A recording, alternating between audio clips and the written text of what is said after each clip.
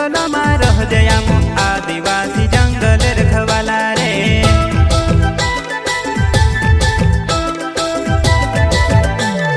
चल जंगल जमीन काजे पूजे रे आदिवासी दुनिया ने रखवाला रे। बाप देव खतरी काजे पूजे रे आदिवासी सबसे निराला रे।